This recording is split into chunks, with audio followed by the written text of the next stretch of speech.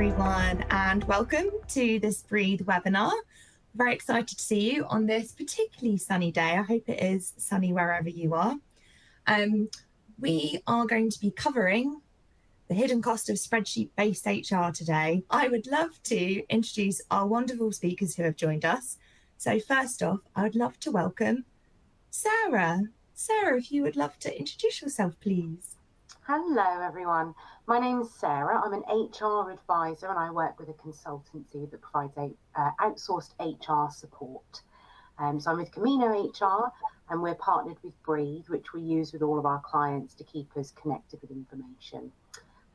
I've done a little bit of everything over the years and I've got a lot of logistical background because I started in management before I moved up into HR. So I'm very good at knowing how it actually lands on the ground as opposed to just being in a strategic position. So that's a bit about me. Fabulous. Thank you so much, Sarah. And those on the webinar today, please do feel free to connect with Sarah on LinkedIn too. And our lovely Bethan, if you could introduce yourself. Yeah, good morning, everybody, and what a lovely sunny morning it is, and I hope it's just as equally as sunny with you today. So my name's Bethan. I'm the product manager at Breathe, and I've been with Breathe for just about 10 years now, hit the milestone a few weeks ago, and I'm absolutely delighted to be here with Sarah today. And my background, I've kind of been in a lot of different roles across the business, but my mission is really to help businesses save time and focus on their people and work with fantastic people like Sarah, who offer Breathe Packs as part of their retained services to really provide that impact to businesses. And we're just hopefully having an impact, and you're not bogged down with paper and spreadsheets. So hence the topic today of talking about spreadsheets is very, very, very timely. But yeah, I'm absolutely delighted to be here today. Fabulous. Thank you so much. What wonderful intros to kick off today. Amazing. So our agenda, we're keeping it nice and short today. So why spreadsheets and paperwork aren't the best solution and aren't best practice for HR. We're going to talk about some common pain points, but we're also going to bring you some solutions too.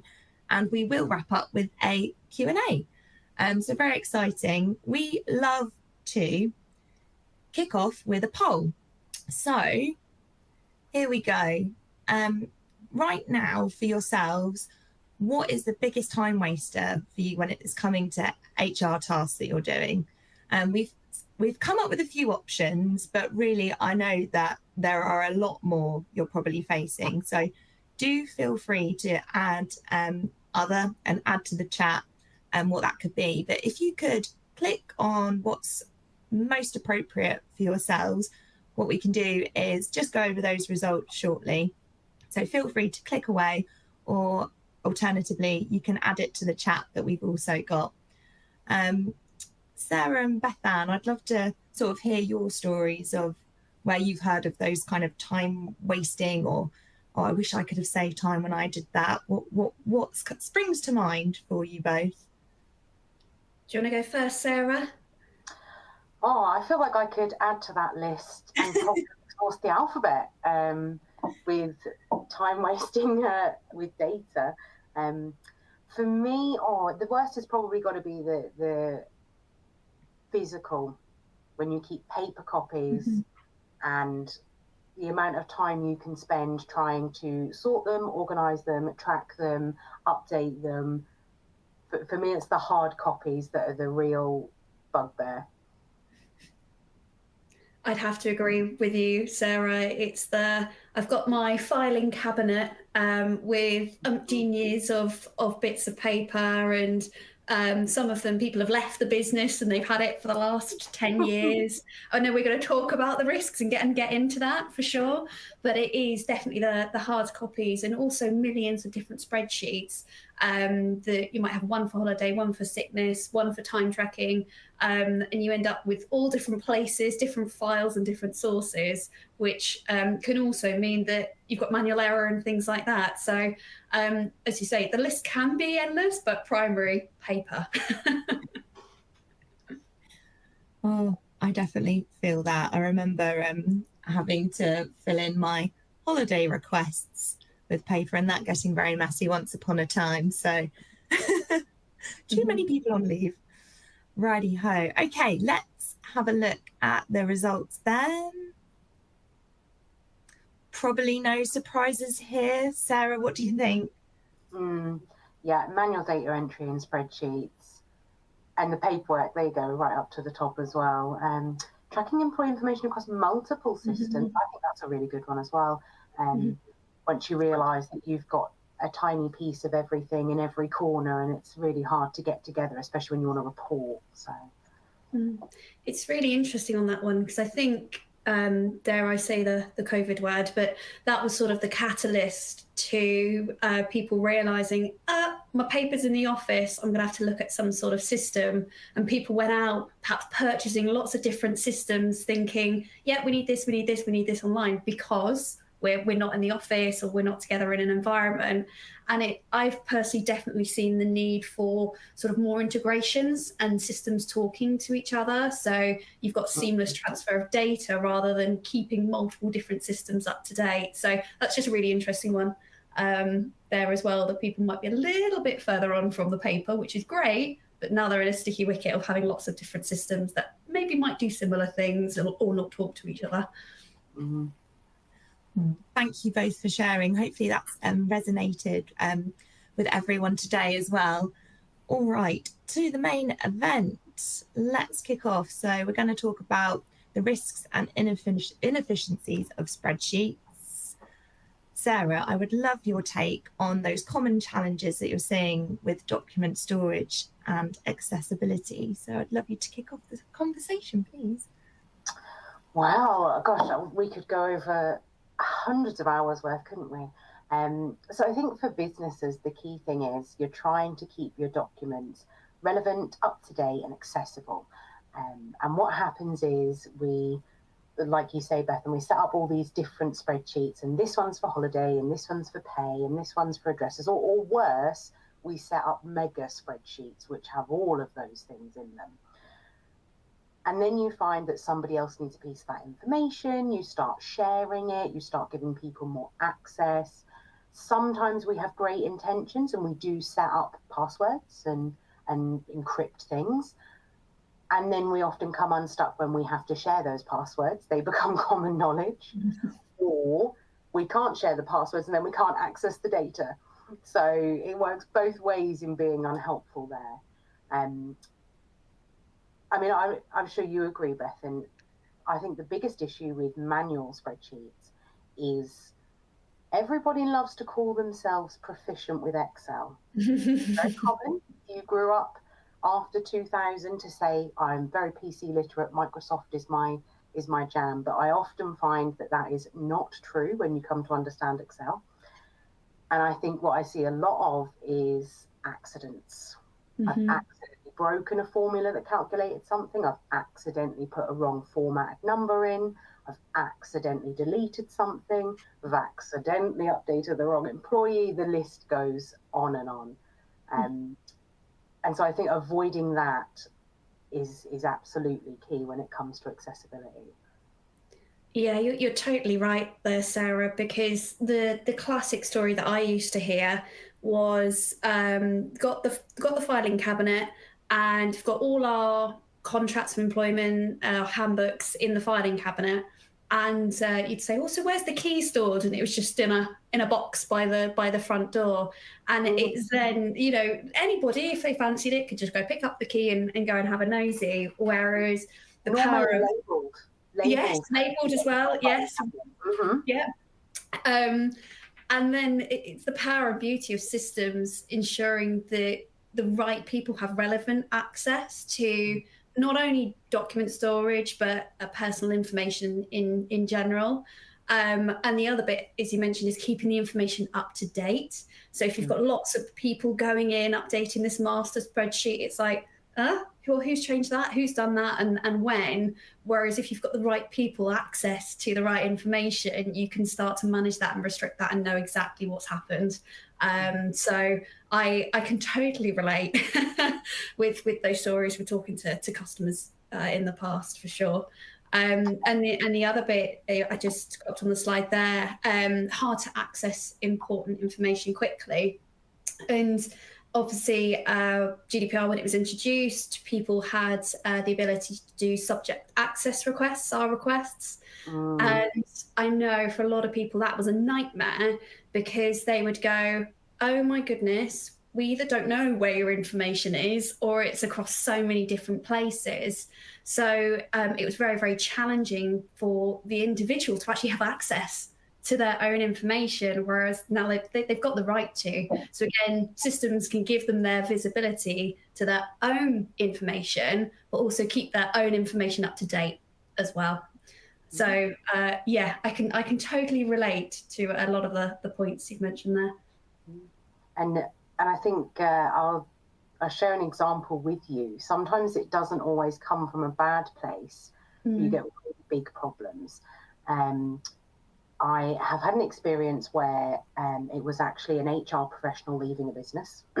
And in an attempt to take with her the template documents, things like handbooks and forms that she had developed over the years she'd been with them, she copied a hard drive and inadvertently copied all of the spreadsheets on said hard drive, which contained all the employee personal data. And it turned into such a big thing because we had to report to the ICO.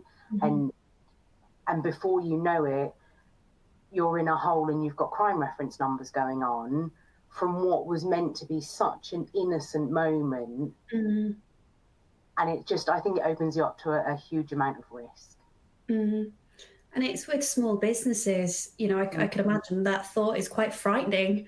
And actually, you know, if you did hear the horror stories of people being fined and things like that, but I think that's where your brain goes is oh my goodness, I'm a small business.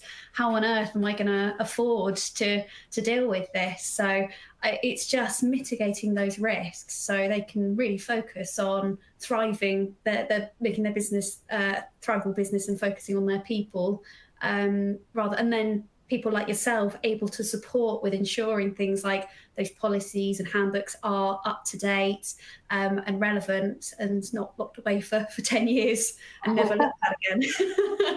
Gathering dust, yeah. Well, some great examples there. Thank you so much.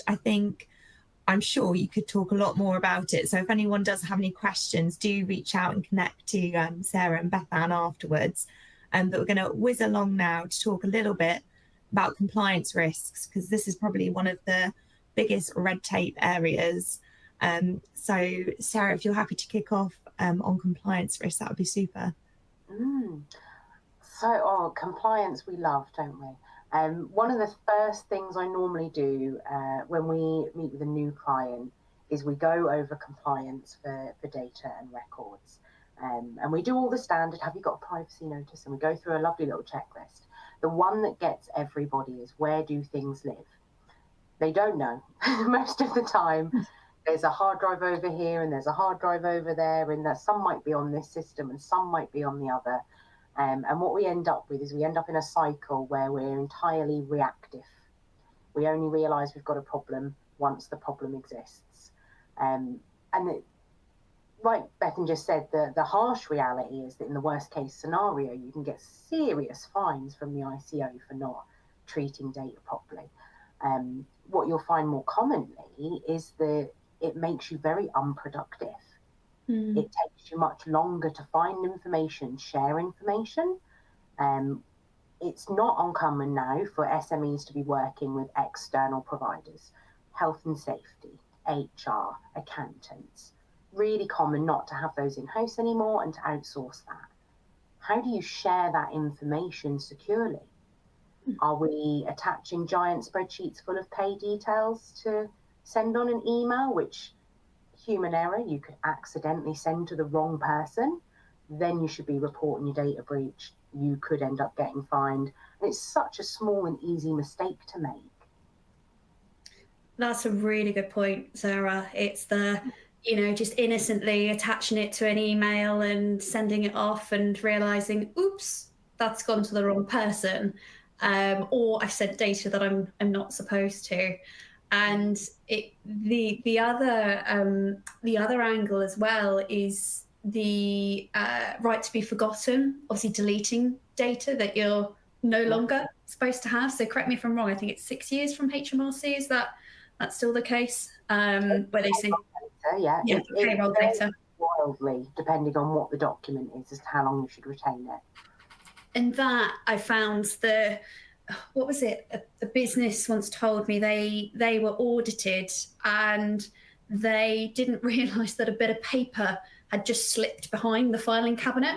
And the auditor went, "Oh, hang on a minute, did you realise you've still got this?" And again, it was just a really innocent, nobody did that. And that's 9 times out of 10, it is just not realising the implications of it. And with the right to be forgotten, deleting data, just to touch on people that are maybe using multiple systems, it's kind of going, well, hang on a minute, I've got to remember to delete it from this system, or shred the bit of paper, or remove it from the Excel spreadsheet. So the power of having a centralized place or systems that talk to each other, integrated together, so if you delete it from one system or one area, it's going to be deleted from the others as well. So we obviously make it very easy for people to do. We give them a big warning, say, you sure you want to delete this first before it goes? But it just gives you that peace of mind to know, right, I'm not retaining any data that I no longer should do. So yeah, it can otherwise, you just like you say, it's just that awareness. Businesses start up, business owners think, great, I'm passionate about what I do, and I suspect you find the people stuff comes later, or something. Yeah, people tend to stumble accidentally into realizing that they suddenly have a need HR. That normally comes later, after the startup and after the people, instead of being a proactive thought. Yeah, and you're totally right. It's the proactive rather than being reactive, and focusing on making a great culture, a great engaged company, versus being up to your eyeballs in spreadsheets and bits of paper.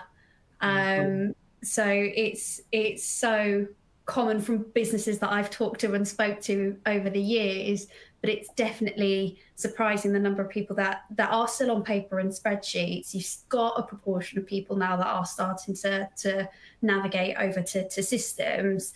And I suppose from our standpoint, it's also data's in the cloud, so it's easily accessible. And we have ISO accreditation, so if anybody's looking at systems, it's looking at their security protocols as well as a business. So we've got ISO accreditation, it's all stored in the UK. So it's important things like that the data is accessible, but it's also stored securely as well. Because of course there are a lot of pitfalls with plenty of providers and systems out there who are very quick to sell you a product, but not as quick to back up your compliance. And I think a good example of that I see in SMEs is CCTV. Again, GDPR compliance, in 99.9% of cases, you shouldn't be recording audio on CCTV.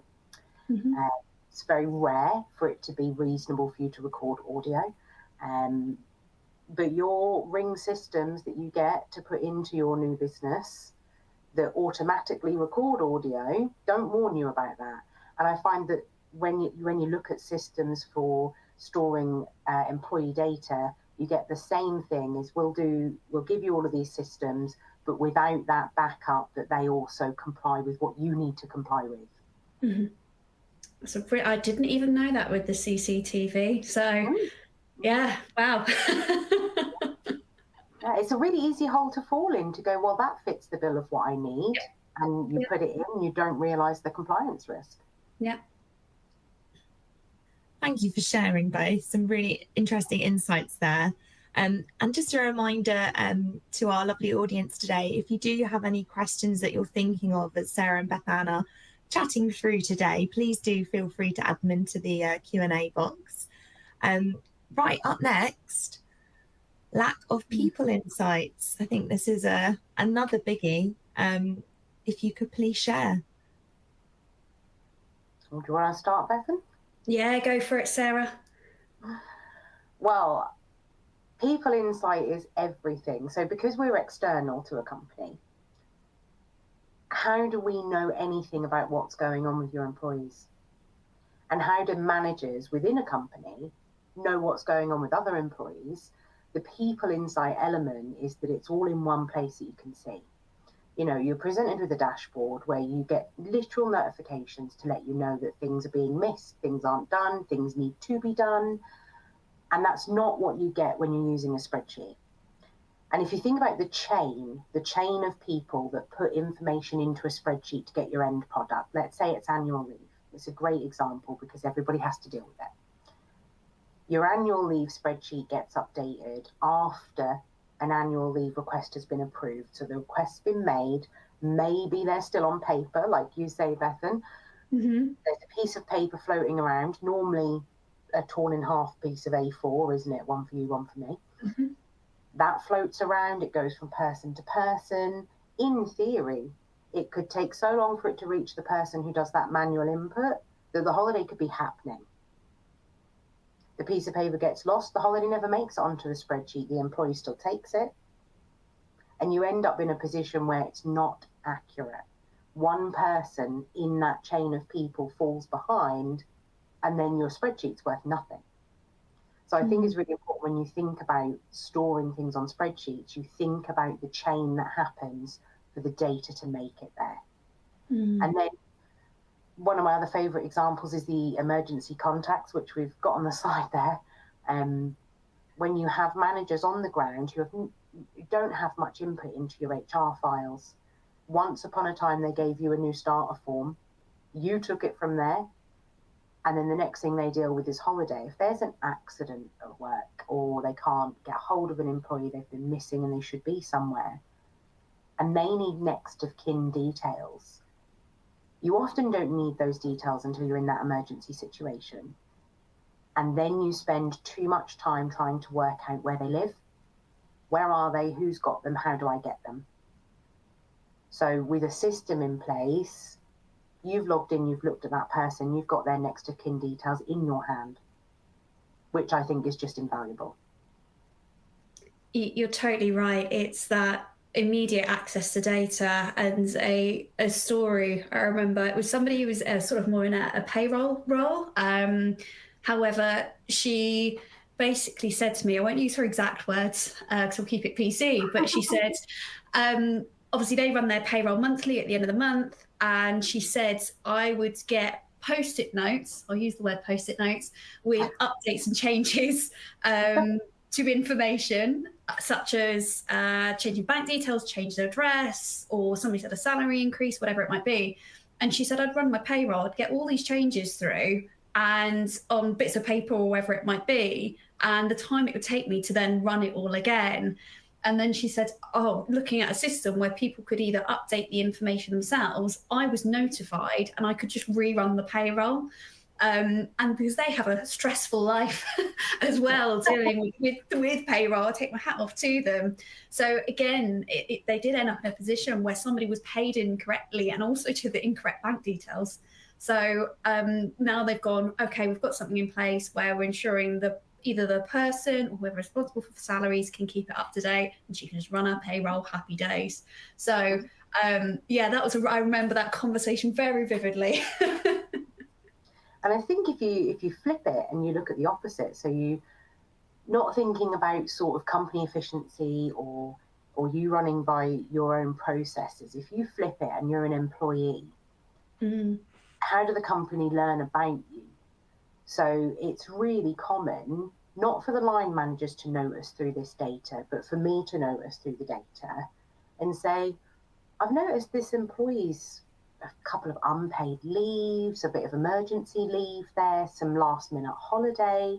Are they okay? And the line managers go, oh, I don't know. I'm not sure why they took that. And then they start a conversation with the employee. And then you learn and you find out actually there are things going on that you didn't know about, and that employee needs some support that you weren't aware of. So if you flip it on its head and you look at real well-being for your employees, having a system in place like that, again, gives you the ability to do it. Thank you so much, both. I'm just aware of time, so we will move on to our next holiday and absence management slide. So I know we've touched on this a bit, but I think it is probably one of the most in-demand elements that need to be kept an eye on. So Sarah and Bethan, if you're happy to share any last thoughts, and then we'll just answer a couple of questions. Yeah, I mean, just to continue on from what Sarah is saying in terms of the well-being element, it was the most, what was it, last year, looking at a report, the absence sickness report, and the number one reason for sickness was stress and burnout. And understanding that, you know, the reasons why, if you haven't got the visibility to understand, you know, are people doing additional hours? Are they taking on additional work? Are they actually taking holiday as sick? That's also a common one. But if you haven't got that visual and sort of automations in place to let you know, because the spreadsheet you have to be looking at constantly to try and understand what am I seeing in the data, whereas systems now are doing more automated work. So it can alert you perhaps when somebody's reached a certain threshold. So you can have conversations proactively to help understand what's going on, as well as reporting visuals to kind of see, hang on a minute, this person hasn't taken any holiday for the last, I don't know, umpteen months. What's going on? Can we be proactive to prevent somebody then going off perhaps on long-term sick? So it's a common challenge, and having systems in place and that visibility can really help not only HR but managers as well have those conversations. I don't know about you, Sarah, if you're finding that as well. Yeah, absolutely. And I just think if you're relying on separate or one enormous spreadsheet for this, you're not, unless you're employing a data analyst to sit and go through these spreadsheets, you're just not going to be able to see it. So I think visibility overall is the defining point of having a system in place. Once you've got visibility, then everybody can do their bit. Managers know what's more normal for their people. Sometimes I spot patterns and the managers will tell me, no, I know exactly what's going on there and that person's fine. Other times it will be that they had no idea, they hadn't recognized anything. So it allows a better collaboration as well. You have the managers who know more and who are with these people, and then you have visibility of that data to others, and it allows you to work together and benefit the both. I think that's the key, and ultimately it benefits the employee. They don't go and retrieve a paper form and then fill it out, take it to the manager, get their half, take it to someone else. They log in, they click, I want that date. Someone else gets a notification and they say, yep, fine. It's almost, it introduces a more seamless feel, which reduces the stress on your employees. I can imagine you get discrepancies towards the end of the year as well, where somebody says, hang on a minute, I thought I had 10 days left and I've only got 2, you know, that conversation around how much holiday should I have left, or what should I be carrying over? And I can imagine that's a nightmare as well on spreadsheets, trying to keep track of it and then having that backup to say, no, actually, this is really what you did have left at the end of last year.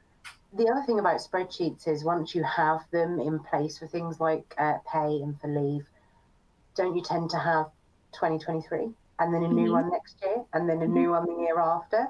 So you can be sitting there with carryover trying to work out, you could have 3 years open at the same time going into your next holiday year, going, so they carried from that one to this one, so then that was gone, and you're there trying to break down years worth and so many documents, unless of course somebody got data happy and deleted one, and then you're in a different situation. It will happen though, I can imagine it happening. Oh, thank you both so much for those insights. We will just pop on now to do a little roundup of today's session. So this is just a short summary of what hopefully you've taken away from today, from Bethan and Sarah's conversation. We have got a couple of questions, so I will bring these to the table. Just an example as well, lovely Mike, who we caught up with, he was very much in that paper-based filing cabinet spreadsheets era. So if you want to hear his story, you can find that on the downloadable PDF too. Right, so Bethan, probably a question for you to kick off with. Someone's saying, I'm not particularly tech savvy. How easy is it to learn and use Breathe? So the fundamentals of, I've been with the business 10 years, but Breethe's been going for, I think, 13, 14 years now. And one of the fundamentals when we set out on our mission was to make a simple system. So rather than those overly complex systems that you pay tens of thousands of pounds for, we went, let's make something simple, easy to use, and cost effective. So we do offer naturally resources for people, such as online courses, knowledge base, etc., to help people get up to speed. But one of the fundamentals was to make it simple, because new systems can seem daunting. Totally understand that. But one of the big bits of feedback that we get from our customers is that it's simple and easy to use. So yeah, we have people that are not tech savvy, people that are tech savvy using the system, but you'll find the look and feel of it if we've kept it consistent. So you kind of go, cool, I know where to go if I need to add a document or add a new starter to my business. Thank you so much, Bethan. And we'll quickly get to one more question. Sarah, this one I think is particularly good for yourself as someone who has to onboard clients to the system of Breathe. But someone said, I'm concerned about my data migration. How seamless does it feel to transfer my existing HR data that is on spreadsheets to Breathe? Could you give a little advice there, please? So personally, in terms of onboarding, I think it's really well designed. You can onboard your people individually, so you can do them as one singular unit of a person, or you can do bulk features as well. So you can work to a template to upload all your people at once. And it depends on the business really and the size. More importantly is, I think, if I talk about Breathe specifically, you don't have to run before you can walk. Breathe doesn't force you to put everything you've ever known about a person on there in order for it to work. So you can start small to really ease yourself in, to get yourself up to speed with it, and then start really utilizing it to its maximum potential. But it doesn't force you to start there. And I think that's a great feature. So you can start small, baby steps in the traditional sense. Thank you so much. And thank you so much, both of you, for joining us today. We have slightly run over time, so I do apologise. But any questions you have, please do connect with Sarah and Bethan, or you can also message us via our survey that's just at the bottom of your screen. It's been a wonderful session, and I feel like we might have to do a part 2 at some point because it just went so quickly. I'm sure Sarah and I can chat for days about this. I think we could. I really tried to restrain myself. No, you've honestly been brilliant. So yeah, I look forward to keeping in touch, and everyone who's joined today, thank you as well for your time, and you will receive this on demand. We look forward to hopefully seeing you very soon. Thanks everyone. Thank you. Thanks. Bye-bye.